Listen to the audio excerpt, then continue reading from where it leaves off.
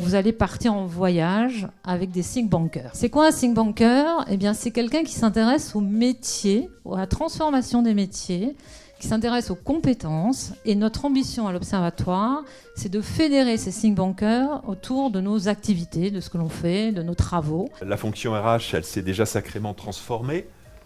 Néanmoins, dans cet environnement changeant dont je parlais, qui peut traduire les enjeux business en enjeux humains à part la fonction RH ? Qui peut construire et déployer les réponses concrètes à ces enjeux RH si ce n'est pas la fonction RH ?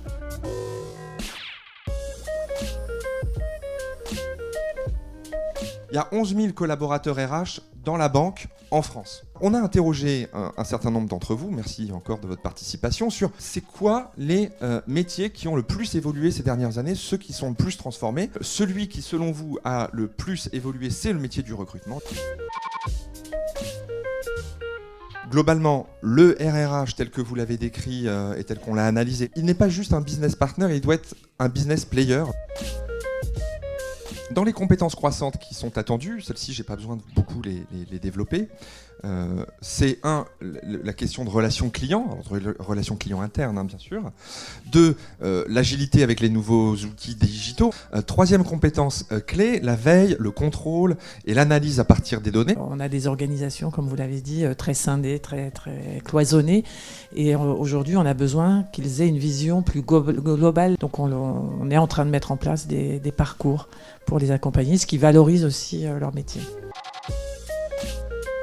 Pour nous, ce qui est primordial, en fait, c'est de faire en sorte qu'ils soient embarqués, notamment dans le binôme RRH gestionnaire-paye, que cette fluidité, quelque part, et la valeur qu'ils apportent dans le processus soit forte, et on y veille. C'est une façon aussi, effectivement, quelque part de faire en sorte qu'il soit clé et critique dans le dispositif. Non, maintenant, vous le disiez, il faut donner un peu plus de sens, etc. Donc il faut rentrer dans le contenu des métiers et bien les connaître. C'est très difficile de communiquer sur le projet d'entreprise de façon générale et d'être crédible. Qu'est-ce que la personne va concrètement faire ?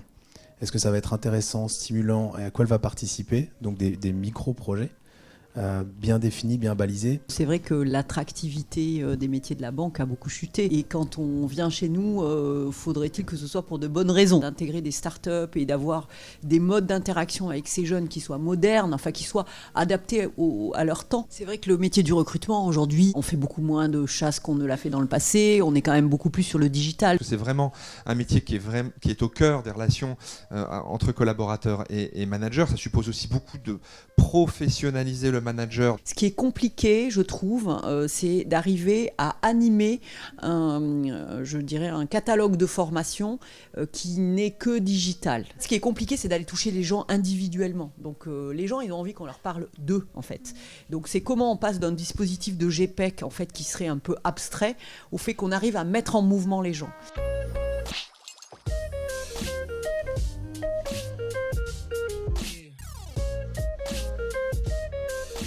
Si on regarde ce que sont les terrains nouveaux ou récents pour la fonction RH dans le cadre des métiers existants, accompagnement des transformations, optimisation des organisations, travail sur le sens, développement de l'engagement, jamais travailler en RH n'aura été aussi passionnant. DRH du futur, il doit prendre le lead. Bien souvent, les DRH, pendant des années, plusieurs décennies, ils étaient un peu dans l'arrière-boutique. D'abord, ils n'étaient pas au CODIR, ils n'étaient pas au COMEX. Les DRH, aujourd'hui, ils sont au centre du business, ils sont au centre de la vie de l'entreprise. Et vous l'avez bien montré ce matin, aujourd'hui, le DRH, il doit prendre le lead. En fait, il n'y a pas un seul sujet aujourd'hui dans l'entreprise qui ne peut pas être abordé de près ou de loin avec le DRH. Parce que toutes les décisions qui se prennent, ou la majorité des décisions qui se prennent dans un COMEX, va avoir de l'influence sur l'humain.